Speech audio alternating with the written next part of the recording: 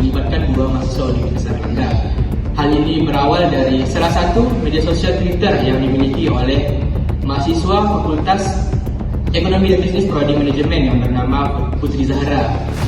Karena telah viral di berbagai media sosial, Syafrina pun melakukan klarifikasi terhadap kasus plagiarisme yang ditimpanya melalui media sosial TikTok. Melalui klarifikasi tersebut, pihak UNR menyimpulkan bahwa memang benar adanya kasus plagiarisme yang disebabkan oleh mahasiswanya. Karena kasus tersebut, Syafrina telah mendapatkan sanksi tegas terhadap kasus yang ditimpanya dengan aturan yang berlaku. Nah, itulah salah satu contoh dari kasus plagiarisme. Setelah ini kita akan memahami tentang apa itu definisi plagiarisme, jenis-jenis plagiarisme, sebab terjadinya plagiarisme, cara menghindari plagiarisme, serta kerugian yang terjadi terhadap tindakan plagiarisme. Untuk itu, marilah kita simak penjelasan di bawah ini. Apakah kalian tahu apa itu definisi dari plagiarisme? Kata plagiarisme berasal dari bahasa Latin yaitu plagiare yang berarti mencuri. Menurut sastrawan Ajak Rosidi, sebagaimana dikutip Teguh Kemal Pasha, plagiat adalah pengumuman sebuah karya pengetahuan atau seni oleh ilmuwan atau seniman kepada publik atas semua atau sebagian besar karya orang lain tanpa menyebutkan nama sang pengarang yang diambil karyanya. Berdasarkan pasal 1 butir 1 Peraturan Menteri Pendidikan Nasional Nomor 17 Tahun 2010 secara jelas menyatakan bahwa plagiat adalah perbuatan secara sengaja atau tidak sengaja dalam memperoleh atau mencoba memperoleh kredit untuk menilai suatu karya ilmiah dengan mengutip sebagian atas seluruh karya atau karya. Tindakan plagiarisme tersebut merupakan satu bentuk pelanggaran hak cipta sehingga pelaku plagiarisme yang biasa disebut dengan plagiator dapat dijatuhkan hukuman karena tindakannya yang secara tidak langsung mencuri karya orang lain. Berdasarkan apa yang kami baca, kami mengaku ada 4 tipe plagiarisme. Yang pertama yaitu plagiarisme ide. Relatif sulit dibuktikan untuk plagiarisme ide ini karena ide itu bersifat abstrak. Maksudnya abstrak di sini yaitu tiap masing-masing orang itu kan mempunyai hak buat mempunyai ide masing-masing. Nah, bakal besar kemungkinan tiap ide itu sama. Maka dari itu, untuk membuktikan bahwa itu adalah plagiarisme atau tidak, kita perlu mengumpulkan bukti yang cukup agar kita bisa membuktikan bahwa itu plagiarisme atau tidak. Yang kedua adalah plagiarisme kata demi kata. Plagiarisme ini juga sering disebut yaitu plagiarisme langsung atau direct plagiarism. Plagiarisme ini mengutip karya orang lain kata demi kata tanpa menyebutkan sumbernya. Yaitu ketika kita misalnya dalam suatu karya puisi, kita mengambil tulisan orang lain tanpa kita menyebutkan sumbernya atau menyebutkan siapa penulisnya. 3. Plagiarisme ada sumber. Dikatakan plagiarisme karena tidak menyebutkan sumber secara lengkap selengkap-lengkapnya dalam referensi yang dirujuk dan dalam kutipan. 4. Plagiarisme kepengarangan. Plagiarisme ini terjadi apabila seseorang mengaku sebagai pengarang dari karya tulis yang disusun oleh orang lain. Tindakan ini dilakukan dengan kesadaran dan motif kesengajaan untuk membohongi publik. Kalian tahu nggak sih apa aja cara-cara menghindari plagiat itu? Yang pertama, pahami konsep plagiat. Apa itu plagiat dan bagaimana plagiat itu terjadi?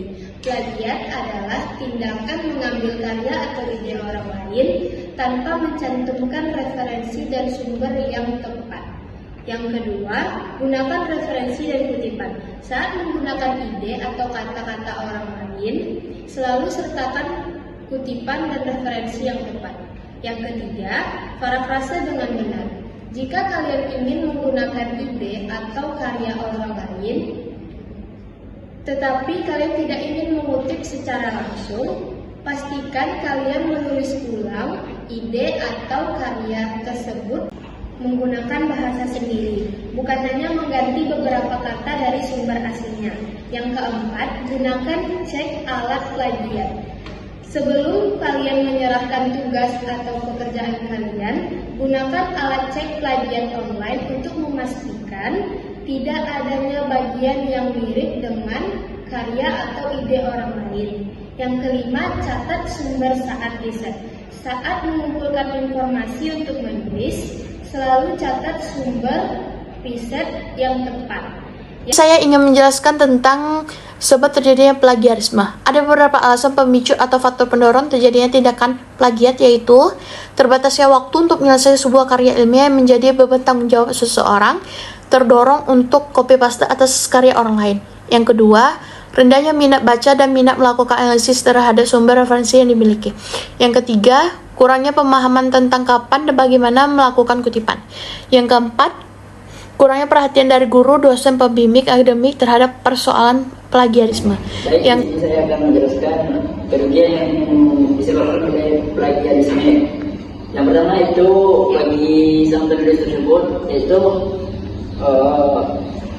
penulis membutuhkan usaha yang bagus, membutuhkan usaha yang sangat besar untuk menemukan apa yang ditulisnya, seperti berita maupun jurnal.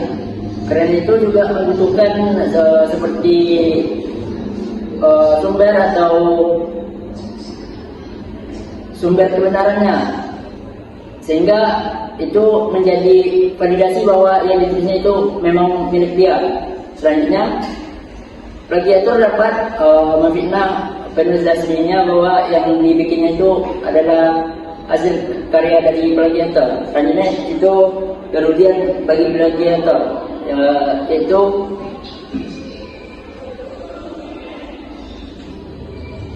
tulisan seorang plagiator itu biasanya tidak mencantumkan sumber kebenaran dari informasinya, sehingga itu bisa disimpulkan bahwa berita tersebut itu adalah hoax. Selanjutnya itu kerugian bagi pembaca dan masyarakat. Itu pembaca ataupun masyarakat dapat dibohongi dengan mudah oleh plagiator, karena mereka membaca berita ataupun jurnal yang tidak ada sumbernya. Baiklah, di sini saya akan menjelaskan kesimpulan tentang plagiarisme. Plagiarisme adalah tindakan menyalin atau menggunakan karya, ide, atau kata-kata orang lain tanpa memberikan pengakuan yang tepat, yang dianggap sebagai pelanggaran etika dan integritas. Penyebab utamanya plagiarisme meliputi kurangnya pemahaman tentang etika akademik, tekanan untuk mencapai prestasi, rasa malas, kurangnya keterampilan menulis, serta akses mudah ke informasi. Untuk mengatasinya, diperlukan edukasi tentang pentingnya orisinalitas, pengembangan kemampuan menulis, serta penerapan sanksi yang tegas bagi pelaku. Plagiarisme tidak hanya merugikan orang lain, tetapi juga menghambat perkembangan pribadi dan profesional individu.